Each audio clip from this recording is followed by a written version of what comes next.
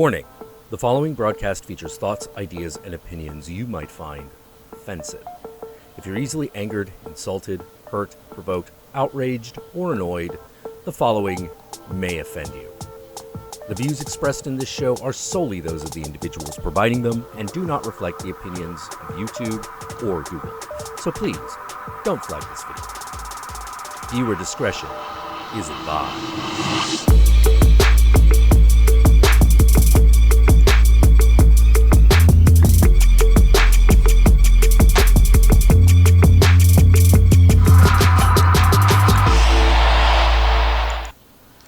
Hey guys! Hey guys! Really weird for a second. Okay.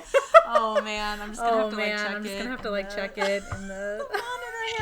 Hi guys! Oh, it's not that bad. I can see it now with the delay. Yeah, I mean, her screen is just gonna look weird, and I'm sorry. B, you're 100% right. 100% right. It wouldn't feel right if everything worked from the get-go. So, I guess let me know if there's an echo. There better not be. I swear to God, if there's an echo, I'm just ending the stream right now. Oh my God. I just dropped out. Oh no. Wait, what? Oh no. I don't think... Oh my God, I'm still here though. What the hell? Can you hear me? Yeah, I can hear you. Oh God. Oh no. Oh my God. It's not letting me back in. Oh no. I can wait. I can still hear you and everything now. Careful, we can see you. Can you hear me? Oh wait, you can see me and hear me. Yes, I can still see you. I can see this happening in the window, but I can't hear or see you. How is this not? Oh no. What the fuck? Oh, this is such a trip. If you guys could see what I can see, I can't hear or see Vicky at all, but she can see and hear me. How can I not see or hear you? Vicky, help me. I don't know. I cannot hear or see you. It's just showing your icon. And now the echo, and so apparently there was an echo and now there's not an echo. What is happening? Guys, like, I'm pretty sure Vicky have taken over. I can hear you. I'm gonna have to unmute the video to see what's happening. Oh no. Oh no, I'm probably talking over you too. She can't see me. I'm entertained already. Oh my God, you guys, like, Vicky, I can't hear or see you, just so you know. I'm sorry for interrupting. I don't know if you're talking right now. No. I'm just gonna sit here in silence. Do you want to take over the show? I'll just sit here. Listen, I'll just nod for the next hour. Oh, no. Totally agree. So offensive. Oh my gosh, you guys, I have no idea what It's like the most offensive thing I've ever heard, pretty much. I don't know how this is happening. This is what happened before my internet wasn't working, I thought, but it had just kicked me off. If I could show my screen share, this is probably going to fuck it up even more. Oh no, it's fine. But that's what I'm seeing. Worse than it is right now. We can hear you. I know you can hear me because I turned the video back on and I could see and hear myself, but I obviously can just hear you in delay. That's what I'm seeing. How do I turn screen share off now? Stop sharing. Shishta. Okay. So that's what I'm seeing. Oh my gosh. I have no idea what is, like... I kind of hate... Oh, by the way, if anyone saw Bad Girls Club Season 6 on my desktop, it's not porn. Okay, well, hold on. I guess let me take this out really quick. I can't hear anything that's going on. I know. Talk to me in the chat, people. What the hell? I can't click anything. Oh my God. Should we just redo the call? Will that fuck everything up since we're already live? Hold on. This is like, I feel like I'm being pulled in 15 minutes. I'm just gonna wait. I feel like I'm on something right now. Like, Maybe I should turn. Yes, close changes. What's happening?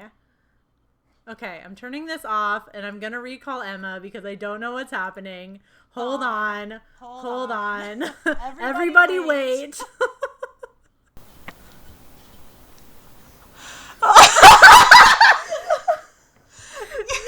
I am so sorry, you guys. I don't know. And then like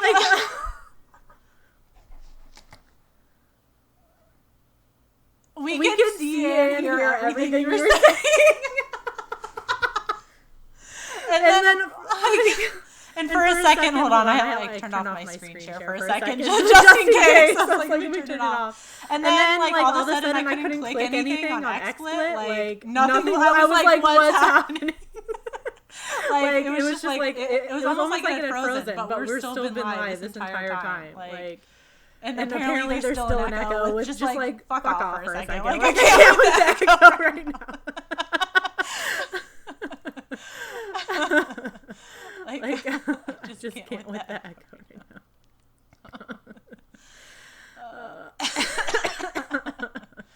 Oh my gosh. It might, I don't know if it might be because I'm doing like the desktop. Like to get Emma in here right now, guys, like I'm doing a desktop share, which you can see right now because it's you can see it. So it might be because of that. I don't know though. It very well could be. Oh no, I can't hear you.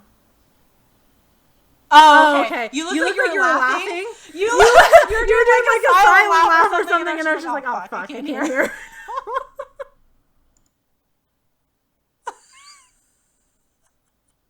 That would seriously make me so upset.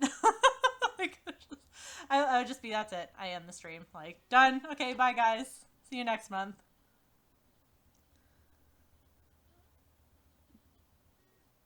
Yeah. I feel like this has just been like a million technical difficulties in a very short amount of time. No, the echo's got... Yeah, okay, but here's the thing. That thing I had figured out. I got distracted by the multitude of other technical difficulties that were going on that I... As long as the echo is gone, it'd be funny if Emma was pretending to talk. No, it wouldn't. I'd be upset. Oh, no. I can hear you. I bet you it's because of my fix that I usually do. Because normally it's not a problem because I bring in Skype. I bet you they're going to be able to hear you right now, but there's going to be an echo.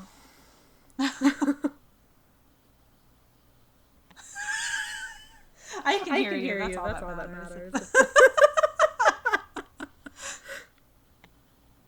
It's silent film, Emma, they said.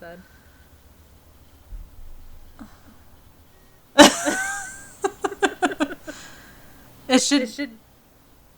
Not to me. I mean, it was probably because what I just did to fix the audio, but normally it's not an issue because I'm bringing Skype in.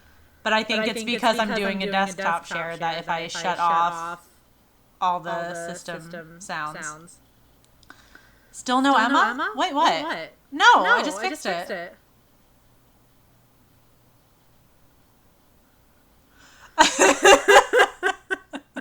I do that frequently, but no, you should be able to hear her right now. It's getting worse. What's getting worse? The fact that you can't hear Emma and it's just me?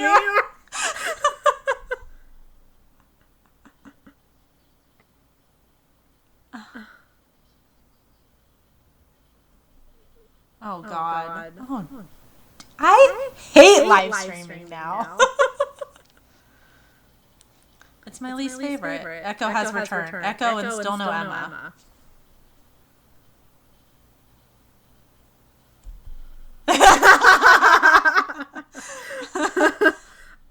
That doesn't make any sense though. Because I just literally just undid what I just did when you could hear her. This is fucked. I don't know. I don't know.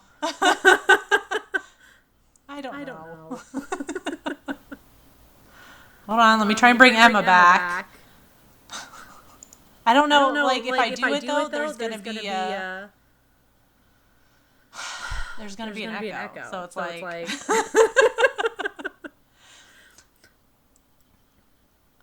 I know she loves the echo. But I'm upset because I got messages last time. Like, I really wanted to watch your stream, but the echo was so bad. And like, it made me feel like shit. And talk for a second.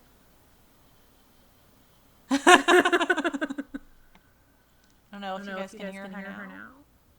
Please?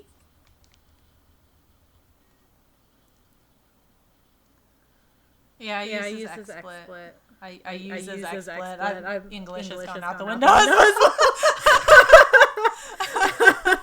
English is gone. Somebody say, I know there's a delay, but come on. I guess they couldn't hear you. I don't enjoy the echo, though, and I have a fix for the echo. But the problem now is that Skype is not cooperating with XSplit anymore. I know it just had an update, and that's honestly the only thing I can think of that would do that. I don't know.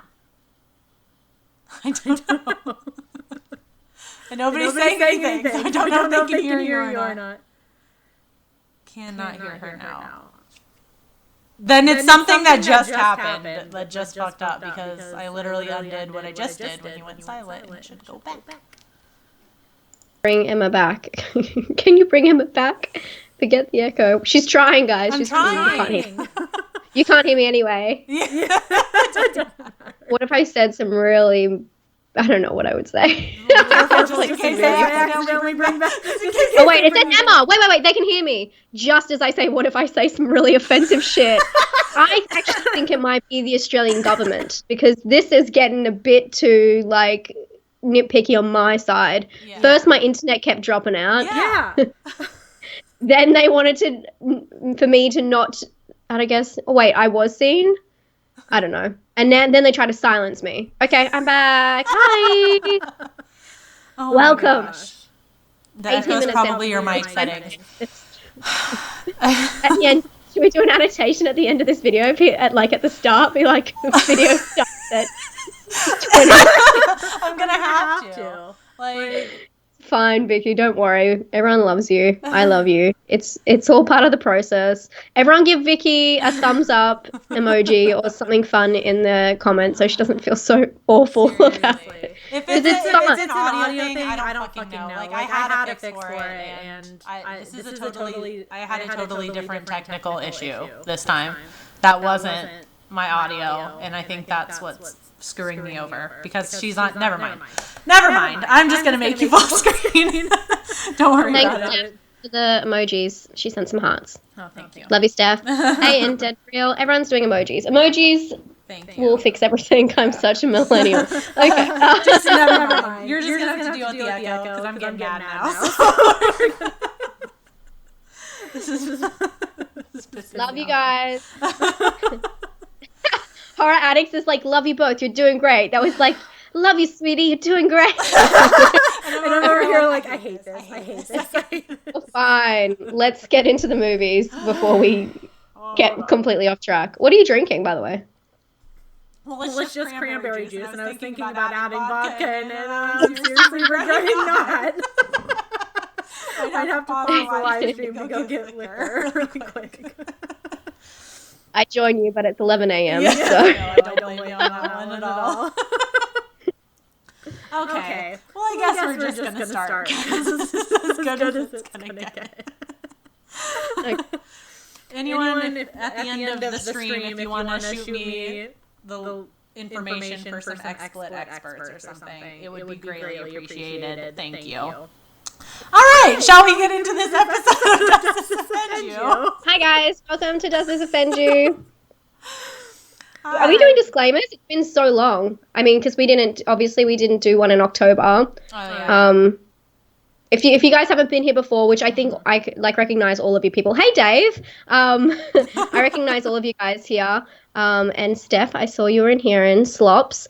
Slops, I love saying that. if you guys haven't been here, we talk about 2 films, and they kind of share the same theme, and then we talk about if they could be deemed offensive, and usually we watch the films and go through and find things we nitpick.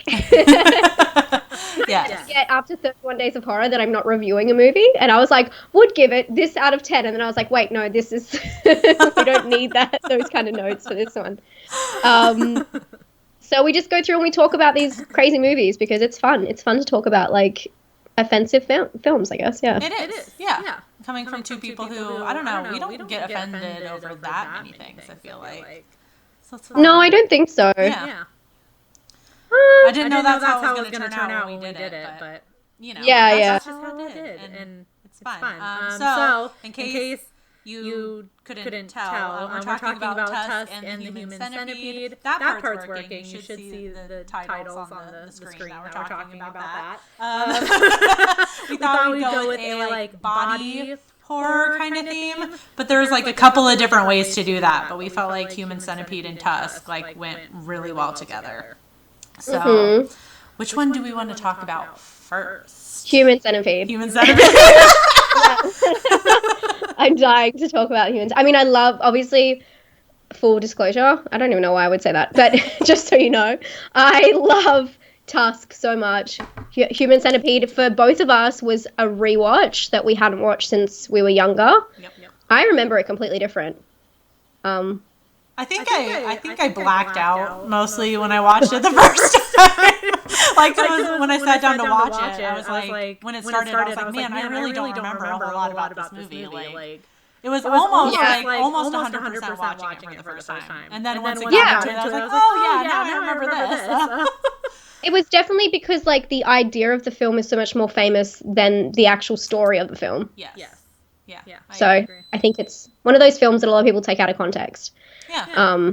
Yeah. I agree. Anyway, do you want to do the intro? Sure.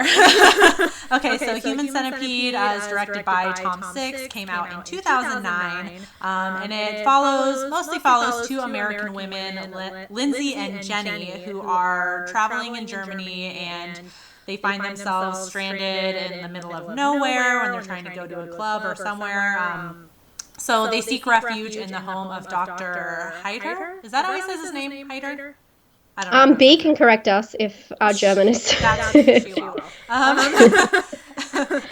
they take refuge in his home, who after he finds out they're traveling alone, drugs them and brings them down to his creepy medical basement thing, where they find out they're going to be a part of his deranged experiment to connect 3 subjects via their gastric system, creating a human centipede of sorts. I decided to go the nice gastric system instead of saying ass to mouth. I love that. I love that you said gastric system. Nice try. Everyone knows. I guess we should say. I mean, we're like 8 episodes in, so most people should know. But we are definitely going to talk about the entire movie for each movie. So, oh yes, you've been warned of the spoilers now. Yeah, and especially for those who are saying you haven't seen Tusk. A couple of you guys are saying you haven't seen Tusk. We're going to spoil a lot of it, but to be honest, if you know what it's about, it's still worth watching. Like, it's not like we're going to say... The movie itself is very stylized. I was going to say artistic, but I don't think it was everyone's, like, piece of cake. But it's like... Yeah, it's very special. It's a very special movie in its own right, and it needs to be watched in context. I think context really matters in horror movies, and a lot of people take things and, you know, especially when people are like, oh, I saw this horror movie, you know, people who aren't into horror movies, and they're like, oh, I saw this horror movie, and I'm trying not to spoil something. I nearly said something to spoil another movie. And, you know, like, I guess, you know, Human Centipede, all these people were, like, sewn together and blah, blah, blah, and they just take out, like, they nitpick little things that are, like, really extreme in horror movies, but the context really matters, I think. Anyway. Context matters. Context matters, it guys. Does, yeah. And I'm trying to think, there was a film recently where, I've preached about this so much, and this is not horror. Do you know Amy Schumer, I Feel Pretty? Did you watch it? I know of the movie, but I didn't watch it. You need to watch it. Changed my life. And some people were taking out of context, saying like it's just like another Shallow Hal, blah, blah, blah, just from seeing the trailer. But the movie's actually completely different to what you think it's kind of about. Yeah. So, or it's portrayed in a different way. So I think, sorry, I couldn't find a horror example, but like that, you know, you've got to put it into context. People need to see movies in context before like getting outraged about them. Okay. And sorry, I'm done. No, I think it's like an appropriate conversation to have with these films, because a movie like Tusk, where, we'll get into it. Anyway, Human Centipede. Human Centipede. Where do you want to start? I feel like you guys, I wish you guys could like see our notes for this, because like I told them, I was like, if somebody just looked at our notes, they would have thought we saw two entirely, completely different films. Like it's really interesting. So since you kind of had a lot more on it, is there a point that you particularly want to start with? I think it's very important to start with, and this is these films have a lot in common, and I'll try and save that till later. I'll try not to talk about it at the start. But one of the main things is Human Centipede. Is it a joke film, or does it have like a deeper meaning? A lot of people, and it's not even, maybe the deeper meaning was like a little bit not what I was meaning. It was more, is it meant to be a serious, like scary, fucked up horror movie, or is it meant to be a joke? And I guess like what people know about the film is that the concept came from the director, who was friends, who was it a friend who was just talking to friends about punishing a child molester by stitching his mouth to the ass of a very fat truck driver. Yeah. So the idea came from a joke, but did you not, I saw in your notes that you wrote about how they wanted it to be a serious movie though? From a documentary. I found an interview with Tom Six. It was via BBC, and they had asked a question about like the humor in the film. And the quote is, I can't remember. I didn't put down the actual question, but he says, "Not at all. I have a really dark sense of humor myself. But when I wrote the script, I wanted to be really serious, and that seriousness creates some humor somehow." Yeah, I don't think it's a serious movie at all. Like, I don't take it seriously, and I know that's probably because I'm looking at it from like the trilogy perspective, and the other two films are just like complete, like out there insane, and they have to be seen as a joke. But it's also that thing where when I get really uncomfortable, I laugh. So I'm like, am I laughing because it's funny or really fucked up? Maybe that's why a lot of people find humor in it, and maybe that's why they assume it's supposed to be like that, because it goes so far like into this dark area that it's like that's the reaction. And it definitely like pushed the line for body horror in like, you know, our time anyway. There was not a movie that did this before that, which is very interesting. When you think about it, all I can think of is like The Fly, where it was kind of like two things merged together like that. I guess Basket Case was a little bit like, was pretty like pushing the envelope, but that was actually funny. But that was my big thing, was like, is it a joke film or is it meant to be more serious? And what did I say with this film? Hold on, the message with the when they talk about having that joke at the start and the concept about a child molester being stitched together to, you know, a fat truck driver, which is my thing was, would the message change in this film if it was actually a person who had committed like a heinous crime, opposed to these travelers who were just like, you know, these innocent, silly American tourists. They got you again. I was like, this is so much like Hostel. But and especially with like, you know, we'll get into it, but like, you know, the Eastern Europe situation again. But yeah, I guess that was like a question I kind of have for you as well.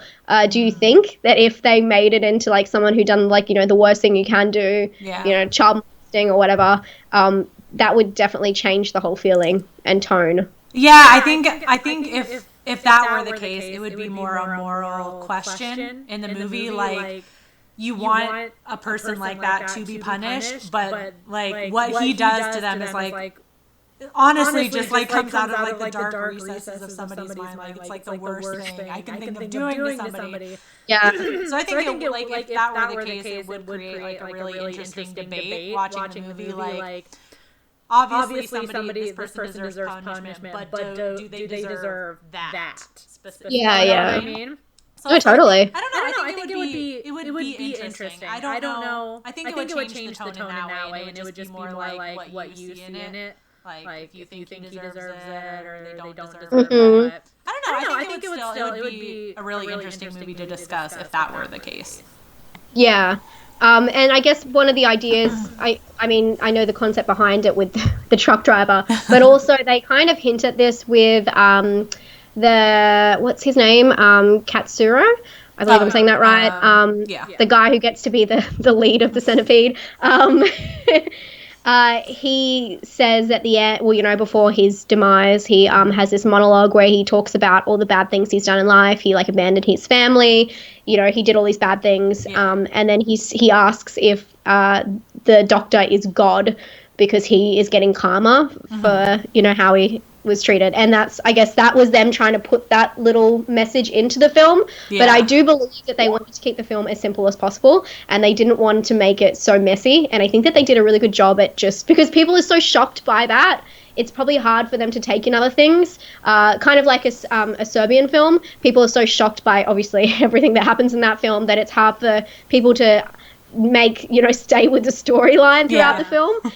It's really shock, you know, again, something that can be taken out of context. It's very shock value. So I feel like Human Centipede in a way did it self-justice by keeping it simple, you know? Yeah, that's Simple. true. Yeah. I agree. I mean, that was I love Emma's notes because she saw so much in the movie.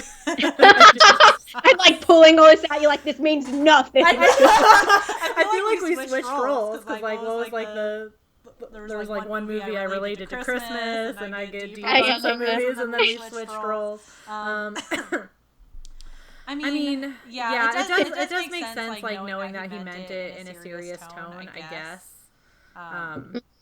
But I agree. Keeping it simple. It's like I feel like when I was watching it too, it was one of those things that kind of like Hostel, where I hadn't watched it in a while and I went back and I was like, it's really not like all that bad. It's really just a few key parts where I was like wanting to vomit. Yeah, and those live on in your memory as well. You know, it's like The Ring. You know, when they slide that cupboard open and her face is like hanging. Like, I think that scarred every single person. And you just always remember that 1 second, but it's just a second in the whole film, you know? And then I associate the whole entire movie with it. And then I'm like, well, it's really not all that. There's a lot of stuff going on. And it's interesting too, because with the, I guess like the language barrier that they created by making the Japanese man the lead, and our main character really is.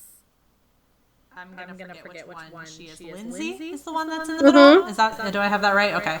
I think so. Yeah, and it's really. I feel like I felt like she was the main character in the movie, which is interesting because we're just relying on her reactions, kind of, and we can't hear what she's saying. Yeah. And I don't know. It creates a really interesting.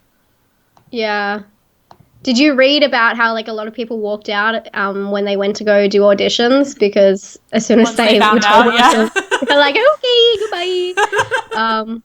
And I guess that leads me into his again. I'm like, I just pull so much out of this movie. I really love this trilogy. I think it's amazing and pushes so many boundaries. But the doctor, how he takes this weird, insane kind of almost a sexual pleasure, but it's not shown as that out of the film. And I thought that was a really clever thing because the film goes everywhere, you know. It's totally like taking someone, exploiting them, like using them as like your own, like, I guess he's using them to torture them. He's not thinking of them as human beings, but yet you never see him masturbate. You never see him have sex with anyone, anything like that. But yet, did you like even realize that they're naked the whole time? There's no close-ups of boobs or anything. They're like walking around the house naked, and it's not kind of glorified that they're naked in any way, which is very strange for a movie, let alone a horror movie. Usually it's, you know, they have that moment where they reveal that, but everything was all at once. But there was that scene where he is drugging the girls, and he's sitting on the couch, and he goes and he's like, the way he's like touching the chair as he's like watching them get drugged is almost like he's like getting off on it. And I just thought it was so interesting that it was almost like he was asexual or something, but he was getting sexual pleasure out of this completely different thing. I found it was really interesting because it's a film that pushes all the boundaries, yet that one boundary is never pushed, like the sexual kind of side. I just thought that was interesting. It is. I mean, I talked about it. I actually talked about something similar in I just did a review of the Maniac remake. And there was a scene where Elijah Wood is like imagining his like lower half as like a mannequin or something like that, like taking away like all the sexual organs and things like that. And it reminded me of like Criminal Minds in like every other episode when they're talking about a serial killer who is like sexually can't perform, and they get that pleasure from doing that. So when I saw your note, I was like, well, that makes sense if that's like, you know what I mean? Yeah. I think that he was so like into his own history. Obviously, he was famous for like separating Siamese twins or something like that. Was that right? Yeah. Like even the detectives like, seemed to like knew him. Knew what he was famous for and things like that. So he was obviously like, it was weird on the IMDb blurb. I saw that he was written as something said like it was said mad scientist or something.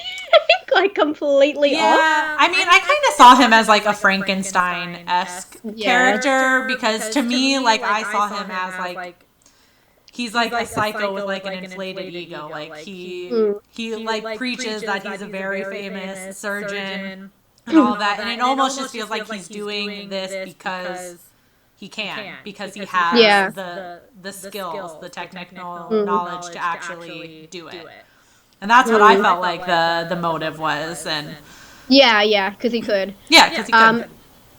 I've seen, just two things. Ben, we will get to that, don't worry. And B has said, Darling Darkness has said that it was a bold decision to silence the women and not the guy. I hadn't even thought about that, to be honest.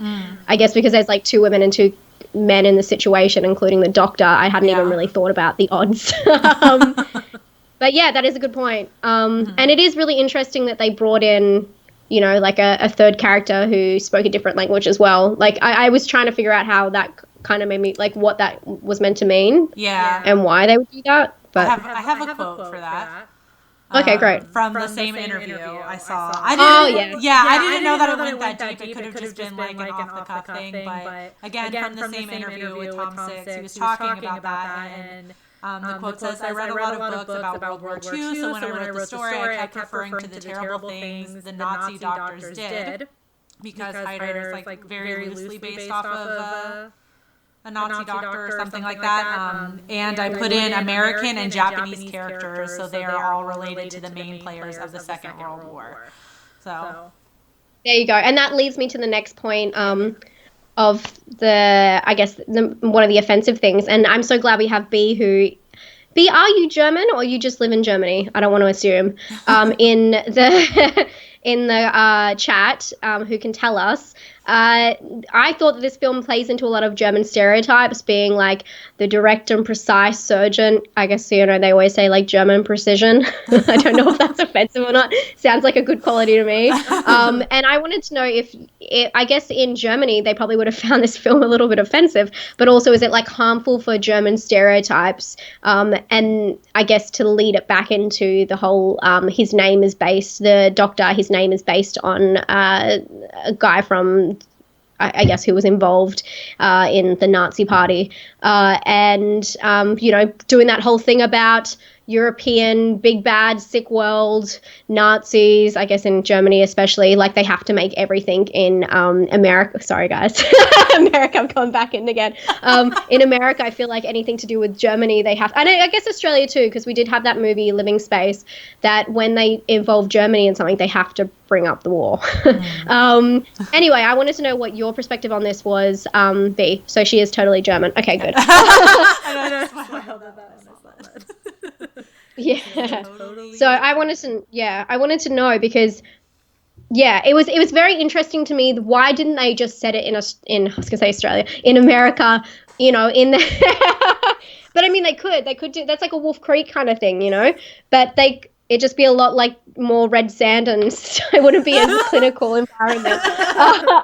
But they could have just set it in America, and like they always do those ones that are in the middle of like like the deep South and no one's around, like very like Texas Chainsaw Massacre kind of situation. Yeah. So I was very interested why they even brought in Germany into the mix. B has said some stereotypes, but the most scenes were over the top. The way the doctor talked to the police, no way would he be allowed to have such an outburst. Yeah, that was weird to me too. I'm not sure if everyone's seen the film, that he does get police come around looking for these girls, and he just he has like a psychotic episode at them, and then he apologizes, then he does it again, and then he apologizes, and then they're like, we're going to go get a warrant, we'll be back. It's the weirdest thing I've ever seen. Yeah. Anyway, what did you think about the German stereotypes? Any? I mean, I don't know. Just to me, I hate saying this, but it just like kind of fit. Like when you're talking about like placing it in Australia or America, I just feel like it would be a whole lot messier, if that makes sense. If it was set in there, like probably because of like the precision thing or whatever. Like the very like clean, clinical, sterile environment just kind of fit. Whereas if it was like something that was like Texas Chainsaw Massacre, I feel like it would be like dirty, sweaty, nasty, gritty, not as. Do you know what I mean? Yeah. I just feel like the tone would be totally different. Although it could be, I agree. Speaking of the tone, my next I have so many notes, guys. She does. My next note on this is, okay, we've talked about how this film is like a joke or is it serious kind of thing, but dumbing down the audience is just this deemed as offensive. I don't know if you guys picked up as we're talking about this sterile like environment.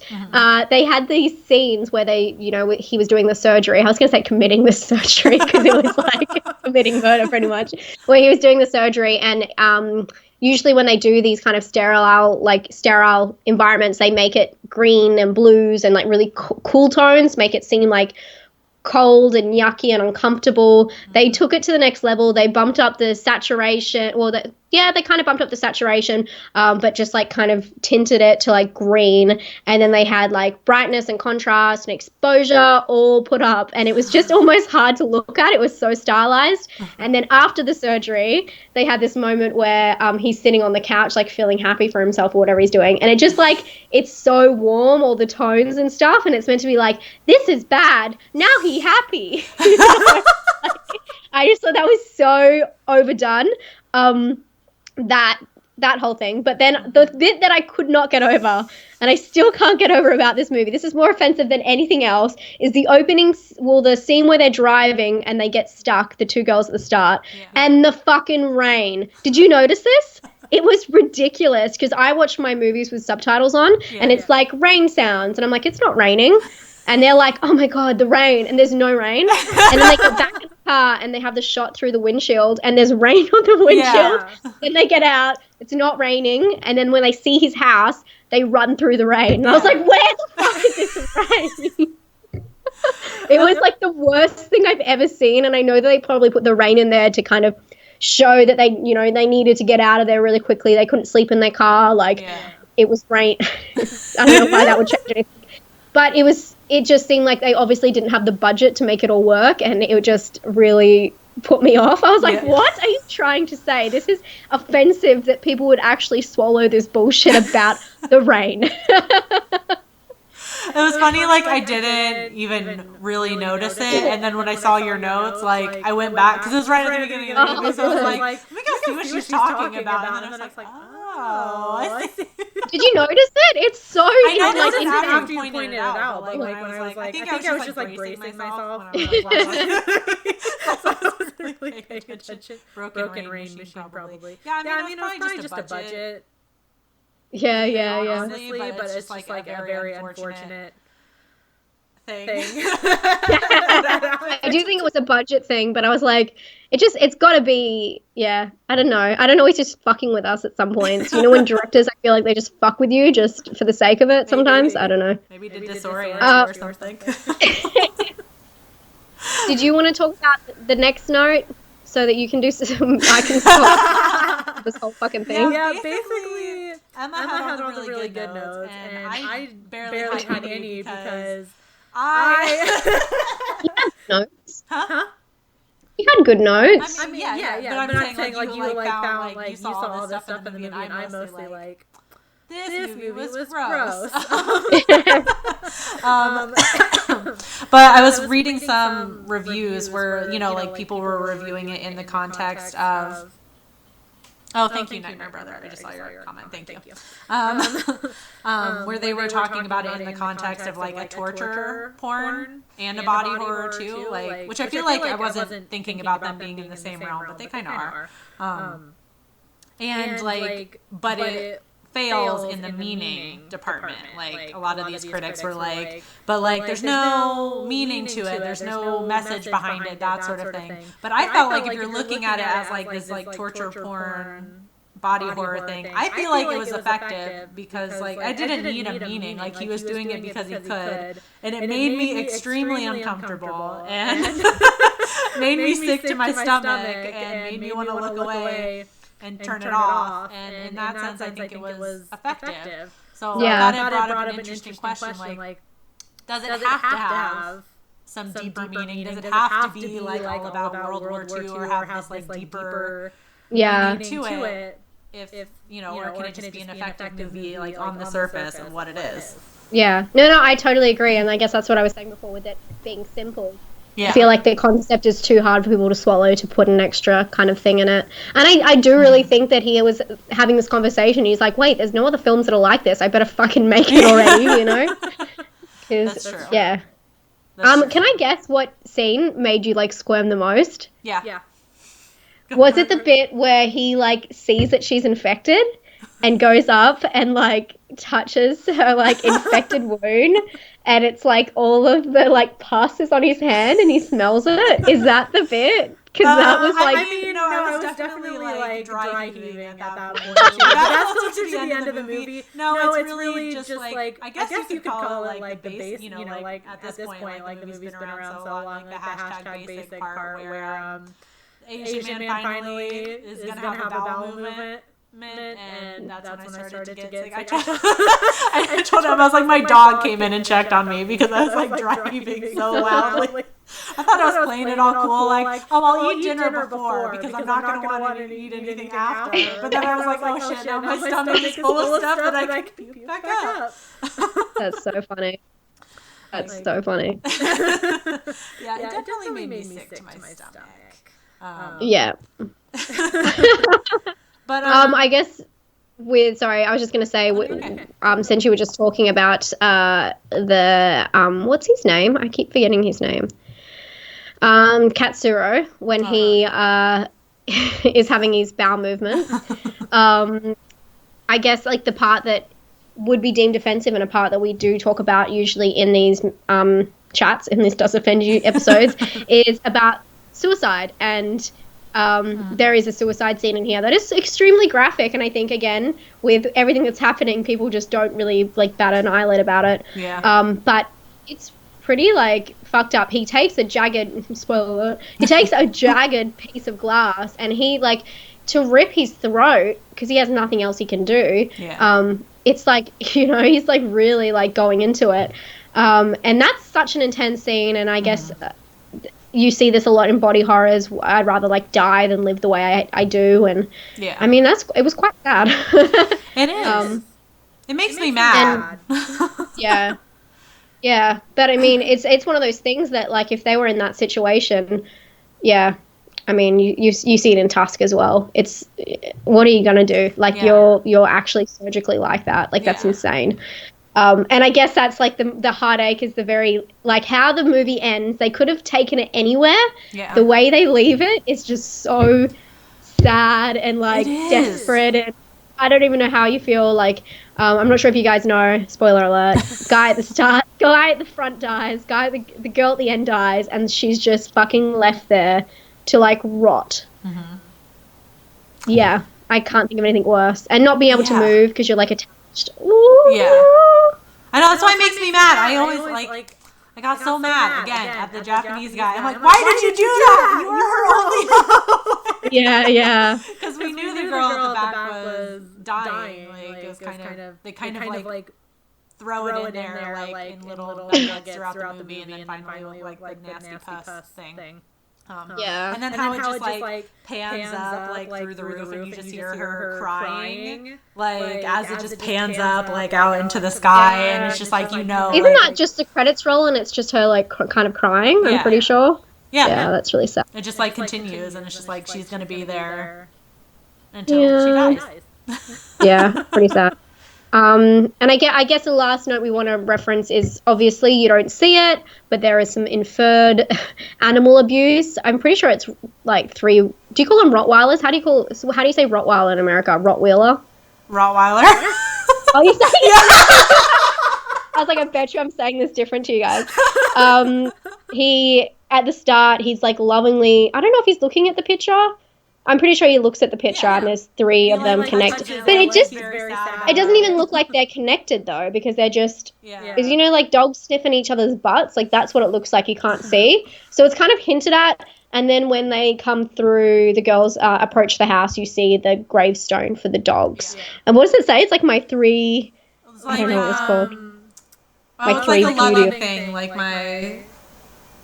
my sweet or my something, like an endearing term, like 3 dog or something, like my beloved 3 dog or something like that. Yeah. I kind of agree, like they didn't really go too much into detail for me to get offended over it, because you just see the picture and it's just implied. And there's kind of like that mean story where he's telling the girl that's going to be in the middle, like, one of my dogs tried to escape too right before, and I put him in the middle, and like that's kind of like, all right, you're just going too far, man. But it's not done in detail enough for me to be offended over it. It's just like a picture taken out far away so that you can't really see that they're not. Yeah, it's like a Photoshop picture. But as well, like I feel like that obviously it was in context of the story, because they needed to show that he had done his kind of research with it beforehand. Yeah. So it was almost like he was taking it to the next level. And I think it's to give it a bit of a more believable factor, because instead of him just, you know, going in there and being able to like match these 3 people and do this to them, he needed to show that he had done his research in it beforehand. Yeah. Also, probably just that's how I feel about despicable at the beginning too. Like, oh, this fucker, like he did mess with the dogs. That's it. Yeah, that's very true. Hate him already. Yeah. Okay, that's how I feel about Human Centipede. Do you think it is offensive? See, this is where I get. Since we started this, now asking the question, do you find this offensive, is such like a loaded question. It's like, no shit. Like, it's like I just said, I still think it's an effective movie. I guess I could say it offends my stomach. Yeah, I can feel you there. But like everything else, like I don't think it's that offensive. I don't know. Yeah, me either. I think it's completely like unbelievable crazy crap, you know? And that's why I like Human Centipede, because it gets people really angry, but it's like it's just stupid. Like it's meant to be just like this insane thing you watch that doesn't, as you said, doesn't really mean anything, and it's just like, imagine if this happened, and you don't have any, I guess maybe you have a sore stomach afterwards, but I don't feel any repercussions from like watching it and liking it. And this one, oh, thank you so much, B. I was going to ask you about like what you think. Oh, B, you're so nice. I was going to say the only thing I would find offensive if it did offend like German people, but I don't think it does, because I think you guys were just like an easy target in the situation, unfortunately. But, you know, I feel like I got the Wolf Creek over here. We're all good. I really like those movies. The first one is nothing though compared to the second and third. The second is like the most disgusting. Like, I mean, that has like baby death and stuff, so that's a little bit different. That's what I kept hearing when I like did my little Instagram story. I was like sick to my stomach. I got so many messages like, man, if you can't handle that, the second one is like, I'm like, okay. Have you seen one? I've only seen this one and the third one. I haven't seen the second one, but now I don't know if I want to. Do you know about the scene that I'm talking about? No. The baby? I just know, like, I've just seen like an image or two, like promotional images. I'm sure they are for the movie, but. Oh my god. It's like it's like, but this is the thing about these movies. They're just putting in the most offensive things that could happen. And it's like the scene is like intense. Like that you actually laugh because it's the most ridiculous thing that you've ever seen. It's not like a sexual thing, don't worry, but it's like fucked. And then the third one is like, again, completely a joke. And I think that he definitely takes it to a joke in that one. I love the third one. I think it's really funny. Anyway, I guess that's how I feel about Human Centipede. Thanks so much for that, B. That's really nice of you. Do you want to take away Tusk? Yeah, let's get into Tusk. I love this movie. Yeah. So much more nicer than. Okay, so Tusk was directed by Kevin Smith, came out in 2014. And it follows a podcaster, Wallace Brighton, who is traveling to Canada to interview somebody for his next show. But when his interview falls through, he ends up meeting with a man named Howard Howe. So he goes to visit Howard in his home, and while he's there, Howard drugs him. And Wallace wakes the next day to find his leg amputated, and Howard telling him he plans on turning Wallace into a walrus. Oh wow, I didn't even make that connection until you just said it. Yeah. One with a mustache and his name, like it was Destiny. Oh my god. It is his destiny. Yeah. Fuck. I didn't even like click about that. The whole time. Wow. That's how I found Maven. Aww, Zachary's probably my review of it. How sweet. We've come full circle now. That is nice. I love this movie. Like, I fucking love this movie. And it's really weird because Kevin Smith, I get why people like Clerks and stuff, but it's not really like one of my favorite. I love Chasing Amy. I love Dogma. I love those kind of films from him. Yeah. But this film, I just fucking love. And I don't really enjoy, what is it? Yoga hosers. I always want to say it so differently than what it's like because it doesn't even make sense in my brain. And obviously that is in this trilogy. What is this trilogy called? It's like the Northern Antarctic. I don't know. I'm just making that up. It's a Canadian something trilogy. Yeah, it's like the Northern something, the Arctic something. And then there's another film that's meant to be in there. But and which I had only seen the yoga film. I'm just going to call it yoga hoses after this. So I didn't realize that obviously it's like entwined. Like they're in the main part of like a big part of the film. Yeah. And that's Johnny Depp's daughter, right? Yes, it's the girls that play the clerks are Kevin Smith's daughter and Johnny Depp's daughter. Okay. Yeah, which is so funny when they like actually all kind of Johnny Depp's in that scene as well. Which I was like, this is interesting. Anyway, I just love this movie. I just wanted to say I really love this movie. It is. And it was one like I think when I first watched it, I didn't really understand it all the way, but like every time I've watched it, like I get more enjoyment out of it every single watch. Yeah, with it, so it's like grown on me in such a way. I love it. Like I mean. I don't know where you want to start. Oh, we have a Kevin Smith in the chat, by the way. Oh, we did. The other Kevin Smith. And Mitch has just said that Justin Long is fantastic in everything. I love Justin Long in horror movies. I think he's like one of those people, I guess, like with you and me, like in our generation, who's like kind of guided us through a lot of horror movies. Yeah. I always just think of him in horror movies all the time. So him in this film, I think he was so good, and he played such a different character because I guess like one of his most, I don't know, I want to say most iconic, but more iconic things is him as the boyfriend in Drag Me to Hell, and he's such like a good dude in that one, and this one he's just like such an awful piece of shit. And I love it so much. And in Jeepers Creepers, he's a very like innocent character in that one. I feel like, too. And then this one, I loved it. Like I didn't I've seen, like, I'm with you, like, I've seen Justin Long in all these, like, movies, like, in my horror journey, but he's never, like, been an actor that I'm like, I really like this actor, until I saw Tusk.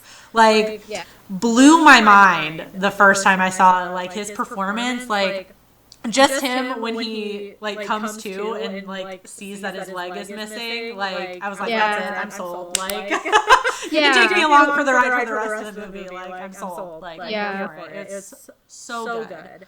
I know, I totally agree. B is saying that Justin Long's character wasn't even that bad of a person.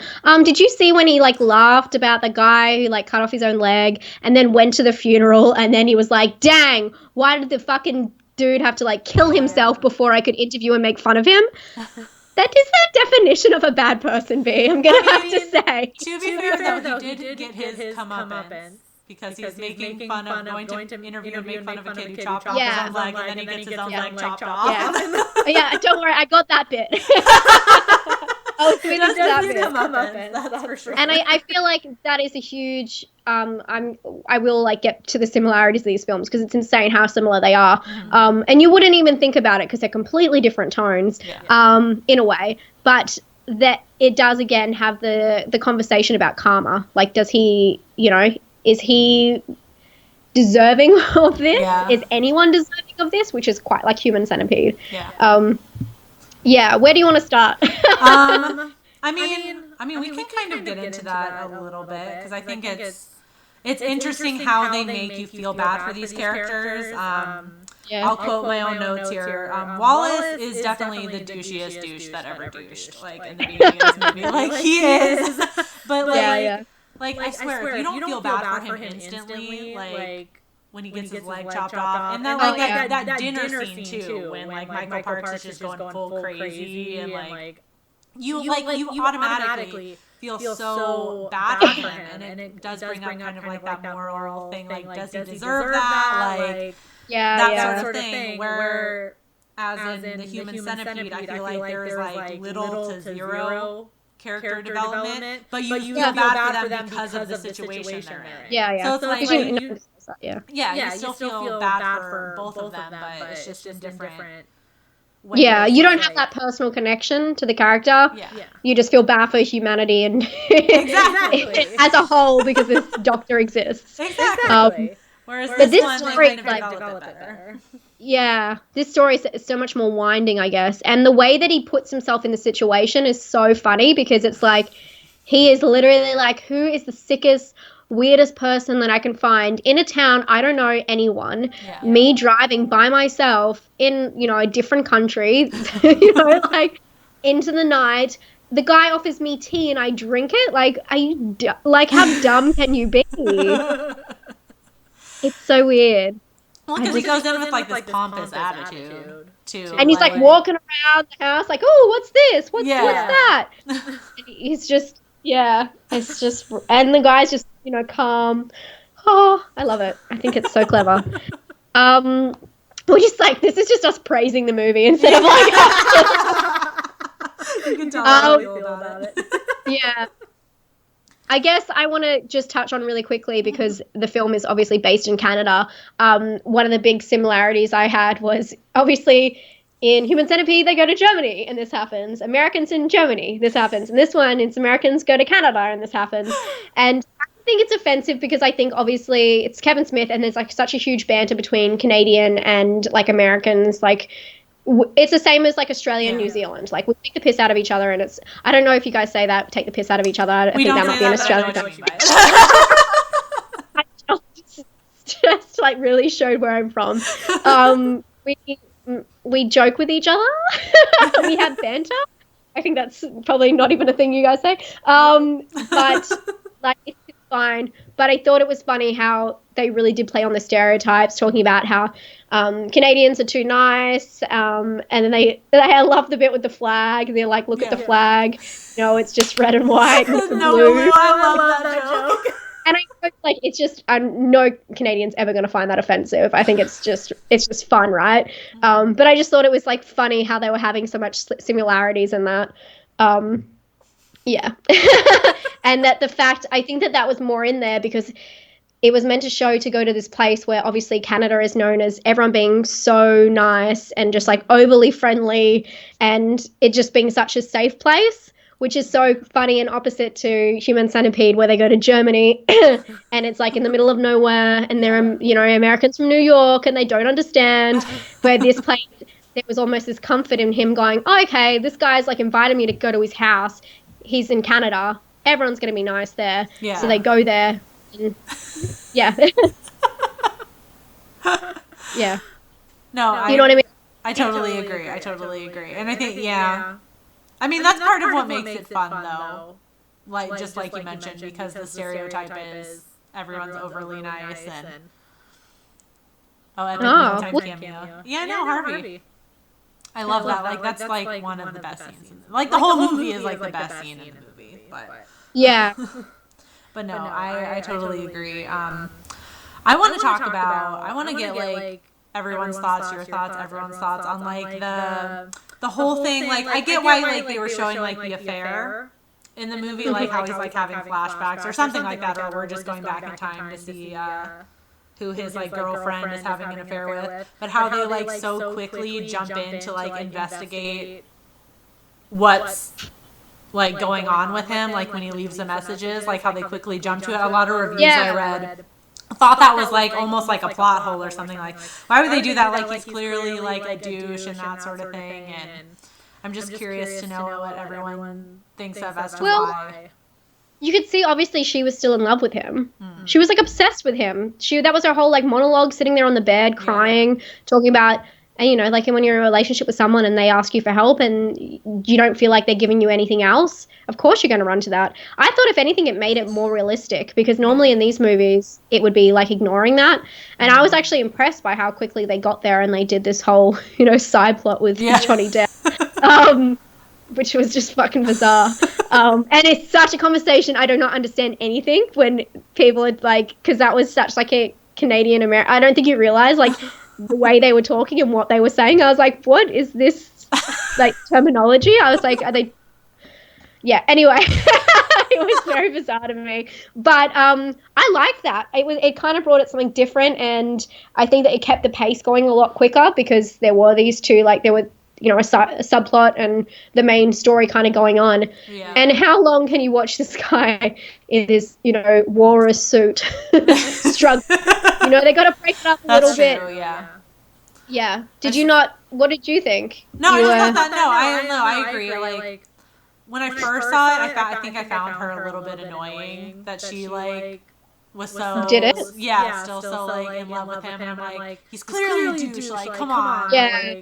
But do you not see it as, I mean, I don't know if you've ever been in a relationship like this where it's almost like she was getting mentally, like, fucked by him, where she was like, she was so in love with him. She knew that he was cheating on her. So she was trying to get hers, like, behind his back, but she still loved him. But the best thing about the whole situation in the end is when he becomes a walrus, she's like, nah. Yeah, but nah. And that's like, that's what I loved about the film, is like it showed, you know, she was going to do anything for him, blah, blah, blah, but only on her terms. So I thought that was like actually quite interesting that she did have a line, because she could have gone down there and there was room in that little fucking igloo for all of them. So like, you know. When you see the igloo and like the ball in the water, I'm like, I just like think about him. I'm like, would he ever play with that ball? Like, I can't imagine like a crying walrus human playing with a ball. Like, just like, maybe because whoever didn't know, like, do we do like you're all the other walruses? I don't get it. I don't know what to do. I just thought that was interesting because I saw so many reviews where that was a criticism. Which I just like to like point that out and bring it out and be like.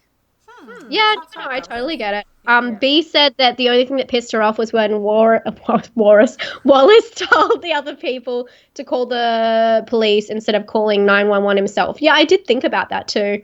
Yeah. I thought that was a bit strange. When you're not getting through to your two friends, stop calling. You just call as many people as you can, right? Yeah. Well, is it? Yeah, I guess. No, I guess you could just chalk it up to him being an ignorant American, I guess. And not... Yeah. Like he didn't know the address though as well. Like he could have called. I don't know what the Canadian version of 911 is. They could have called them. Maybe he didn't know, like if it was different or not. Like in any country, you can like hold down 0 or whatever, and it calls emergency services or something. There's got to be a way to do it. Seriously, I'm perfect American like tourism horror movie fodder because I didn't know that at all. I'm pretty sure that's like some emergency thing. By the way, if you're ever in Australia, it's 000. Just so you guys know. If this ever happens to you in Australia, now we know. Let's put that in the bank. Don't call 911 here. See, that's like maybe didn't know because I wouldn't know if I was in another country. Yeah. Or like I mean, he's still North America, but it's very different. Yeah, I don't know. That's a good point though.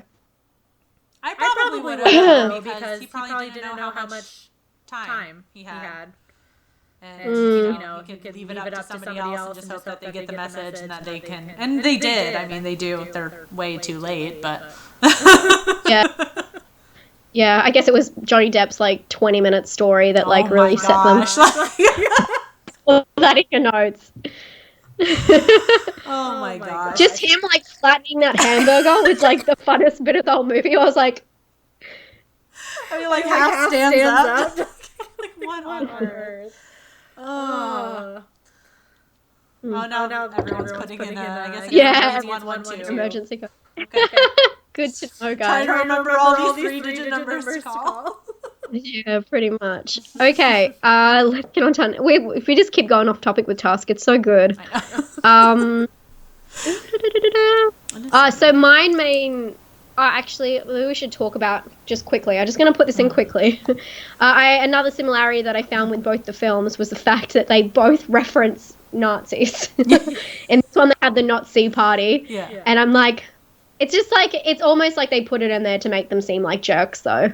Like, like why would they have to do shit like that? Yeah. And they, you know, they even say it at the end. They do like the German accent, and they're like when they're signing off the podcast. Yeah. So I just thought that was another thing that was just like strangely similar about the two films. Yeah. It did make for some funny jokes though. Like when Wallace is telling Harvey like Nazi party and he's like, whoa, Nazis? Like, and then when she's calling, like, you can find it on the website, it's Nazi party. And then Haley Joel's like, spell it. Yeah. I just love that. She's like, fuck, they hung up. I mean, they set up some pretty good jokes in the movie with that one. But that is a really funny similarity though. Yeah, it is random. I'm just going to go really quick into the actual thing. Do you mind if I do my next point? No, go for it. I'm going to go into the actual thing that actually is deemable offensive about this film. There is one thing that is actually offensive, and that is the use of, sorry, what is the main guy's name? The Walrus guy. Not the Walrus. What's his name? HH? Michael Parks? Howard Howe? Yeah, Howard. That's like HH. Howard, to get away from being, I guess, suspected throughout his life, they go through like some flashbacks. But I guess like the main thing with the wow moment of the film, apart from like actually seeing the Walrus suit, is when he gets up and walks across the table after you've seen him in a wheelchair for the, you know, the whole start of the film, acting like he has a disability. And when they do the flashbacks, he acts like he has an intellectual disability. He talks like a different way. He pretends like he doesn't know what's going on. So I think that could be deemed as pretty offensive. I mean, it's like the smart thing to do, but it's also him acting like he has a disability, not only because I guess it's offensive because he's acting like having a disability would make him a non-threatening person and make him like seem weak in a way, and that's why I would find it offensive, because him being in a wheelchair doesn't mean he can't do anything that he wouldn't normally, like, you know, that other people couldn't do. So I guess that's the one thing that I was kind of picking that up at the start when I saw the wheelchair. And I mean, we've seen this twist before. I love this twist, by the way, but I guess when they flash back and then he had, you know, the intellectual disability and he was putting that on, that's when I was like, oh, that's actually be like really offensive to some people. And, you know, I'm like, I want it to be horror, especially so inclusive, and I just worry about things like that, like really actually offending people. And he did it to get out of the situation, and it made sense, but yeah.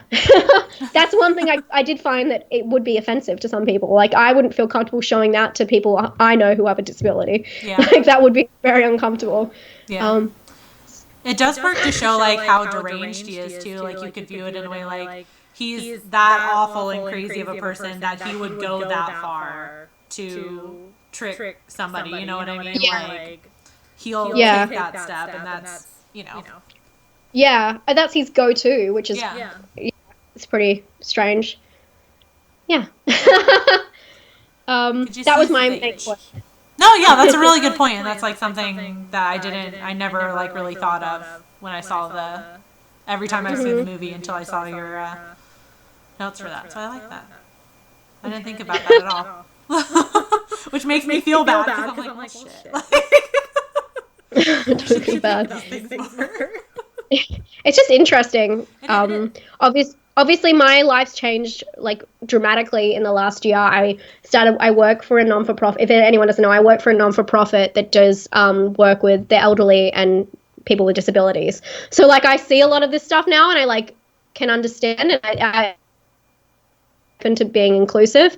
And I just think it's interesting. If anything, it's like a good learning lesson for everyone. Yeah. So okay. Agreed. Next point.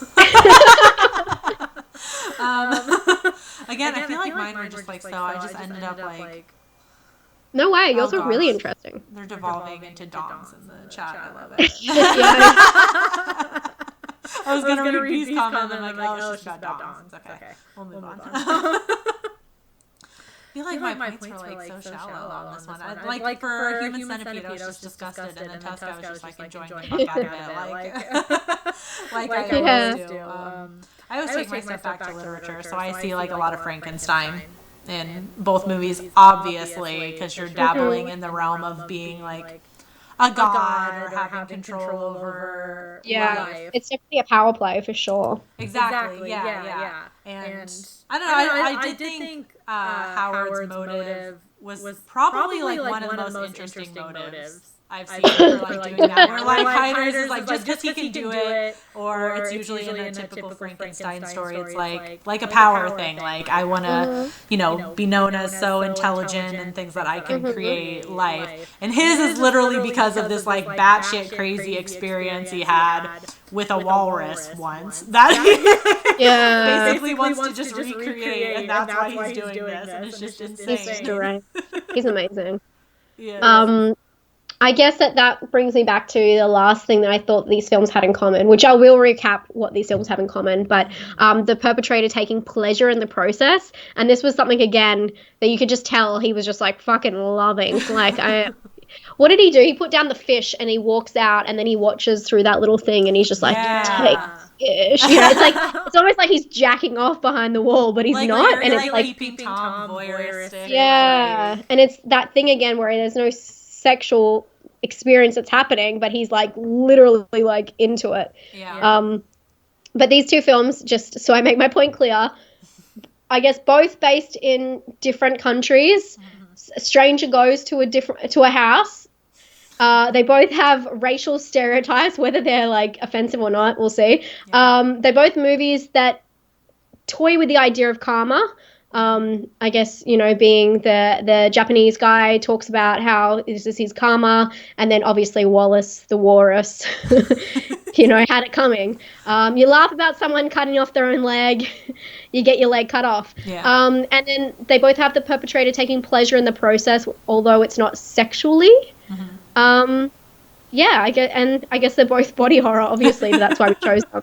So I think that these films are so similar. It's just so crazy how different they are. And they both also have like jokey kind of, it's almost like it's too hard for us to digest, so we need to put some like humor on it. I know that obviously Tusk is more humorous and they actually have jokes, where Human Centipede isn't, but it's just like, it's to that point where you're like, someone's got to give.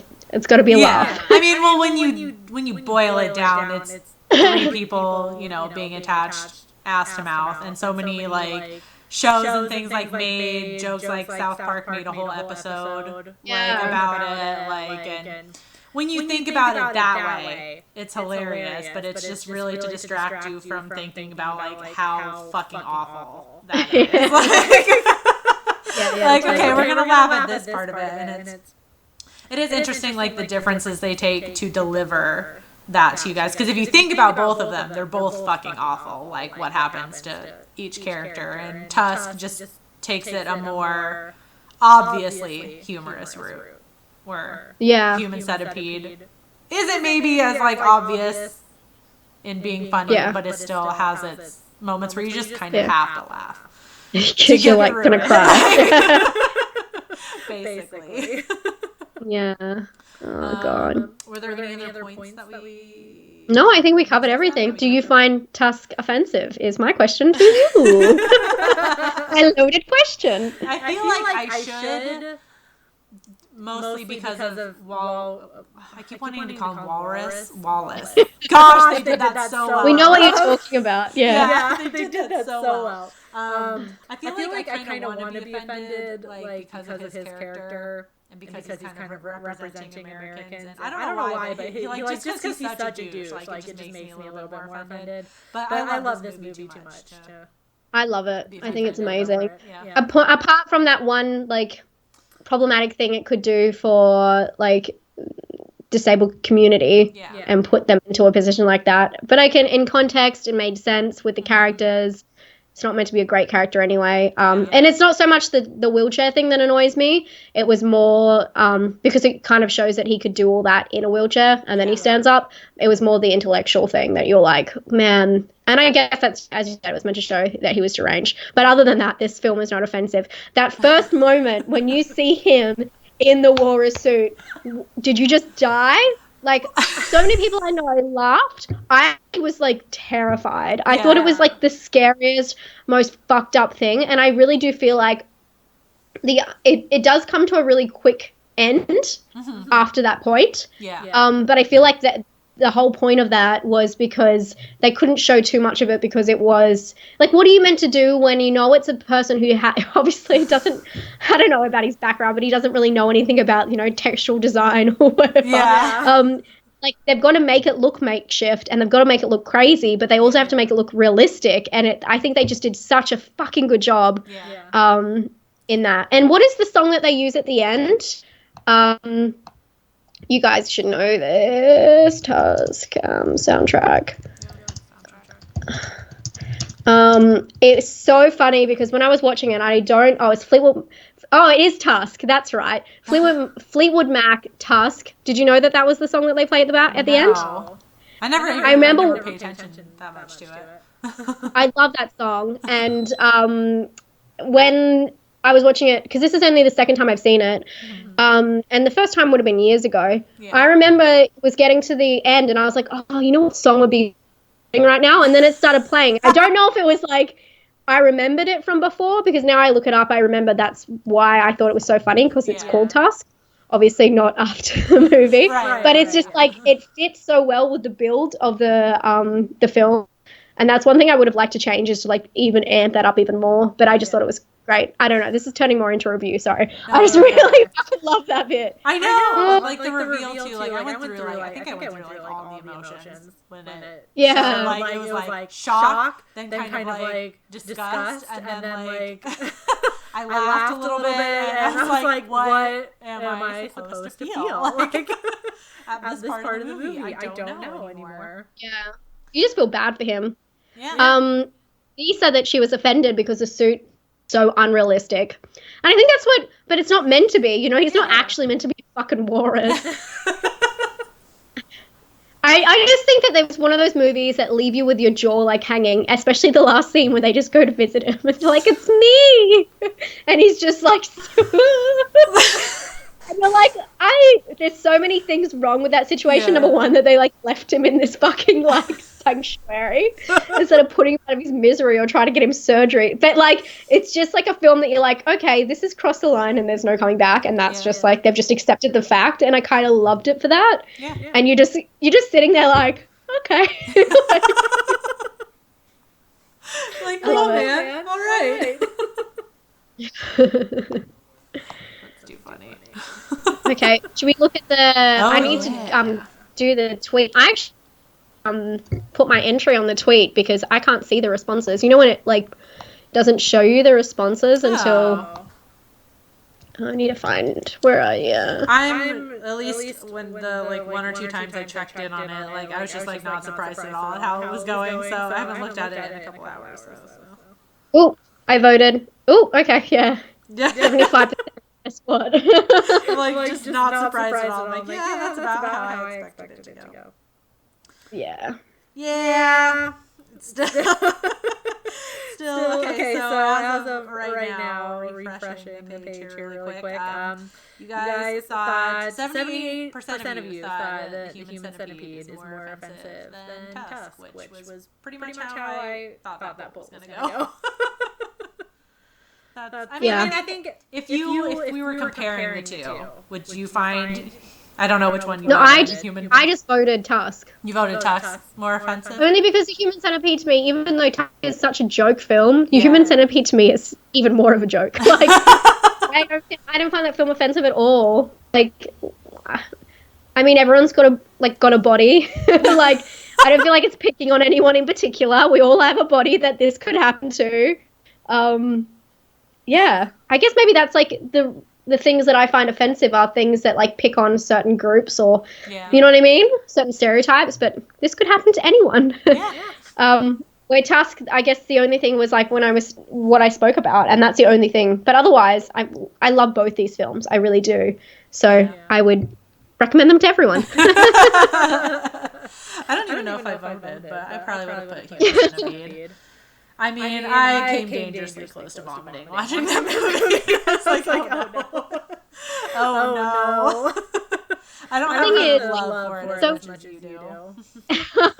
But with Human Centipede, if people, I guess this is to people in the chat, if you voted Human Centipede, why did you vote it? Did you vote it because it was disgusting? And I just want to know, how do you process that as being offensive? Like, I'm just very curious to... how something being disgusting is offensive. Because I can understand it in certain films, like, where topic is disgusting. Yeah. But, I don't know. It's just, like, offensive that he would, like, fuck with someone's body like that, I guess, maybe? I don't know. You voted Tusk? Right? Yeah, why? Like, one sentence reason. Why you... chose or even if you didn't vote, like which one you find most offensive and why. Yeah. I guess like if I don't like legitimately get offended over something, I have to, like, if I'm trying to answer the question, I have to find something. So I'm like, it made me want to vomit. Yeah. That makes sense. You have to pick one or the other. Yeah. Diva Duck said that the animals would be the reason. Even if it was a small detail. Yeah. I mean, Zachary had a funny tweet on the poll, though, asking if Tusk would be animal cruelty, though. Yeah. Well, we don't know. The thing is, we don't know how he made that suit. I want to know that. I want to know, like... I was sure I saw a face in the suit, like from another victim or something. Like on his back, like it looked like another face or something. And when he was in the pool, too, you see, like, the carcasses of, like, other... Yeah, that's true. That he's made, so. Yeah, that's true. That's the moment, isn't it? And I just want to know, like, I almost want to know the Human Centipede side of Tusk, where he goes through how it works. Yeah. And, like, you do see pictures of, like, a walrus in a human body and stuff, but... Yeah. And I guess we were saying this before on the chat, and people were responding about how you would bring, Wallace back from Walrus and how attached he is to that thing. Because obviously there's some padding in there. Like, his body's not that big at the back and things like that. Yeah. So I want to know what's going on the inside. I'm such a sicko. Yeah, I work with animals, so it's tough. Yeah, no, I totally get you with the animal thing. Oh, Felicia says the later Human Centipede movies are more offensive than this one, I would think. Yes, they are very much more. I can definitely say that. Like, I haven't seen the second, but the third one. The third one's really bad. Yeah. But But that's the thing, they take the idea and then they've got to like add something to it. And the first one is so simple, so they've got to add something to it every time. But yes, said possibly the aspect of the doctor playing God might be offensive to Christians, but wasn't offensive to me. I mean, not just necessarily like God, like capital G, just a God. Like, I think that could be offensive to anybody, like one human putting themselves above all other humans and taking control of their life. That's, but that is definitely an interesting point, though. I can see that. That is. Okay, well, that was a successful stream in the end. We got through it, guys. Thanks for chatting. That was awesome. It was good to be able to... I feel like going through 31 Days of Horror, like we finally got to talk about a film in depth with someone. It was just really nice because I was, just doing like da-da-da-da-da-da. Like, it's nice to actually see a film and be able to talk about it. So thanks to everyone for coming, and thanks for hosting. Yeah. Nightmare Maven. I'm done promising that the technical difficulties will not be next time I host, because that would just be a lie. So thank you for watching despite the technical difficulties. Blame Skype and XSplit for not cooperating together is all I can say. I have put all of our social links, myself and Emma's, in the description, so definitely be following us to find out when the next stream is and what the topic is going to be. I've also linked the playlist for Does This Offend You, so if you want to go back and watch any other episodes, it says Blame Canada. I like the South Park reference. Thank you for that. That made me laugh. Anything else you want to add, Emma, before we end it out? No, I'm just happy to be here, and I'm happy you guys came, and that was a fun chat. And I guess we'll be here next month sometime. We'll keep you guys updated with what we end up doing. Yes. It'll be I think we were trying to talk about doing a Christmas one, and you guys know that there's one movie that we'll talk about it. I came up with another one to go with that. Oh yes, but we have one movie that Vicky struggle with, and it's an Australian film. Let's just say that you guys will know exactly what we're talking about. Do you know what I'm talking about, Vicky? Yeah. You know what I'm talking about, yeah. No. She's sick of being scolded about this film. I'm like, why did you not understand this? Thanks, Katykins / Vivaducks. Thank you.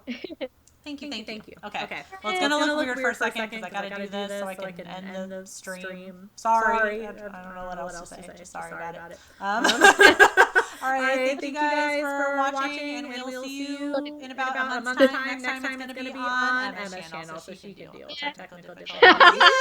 Yay!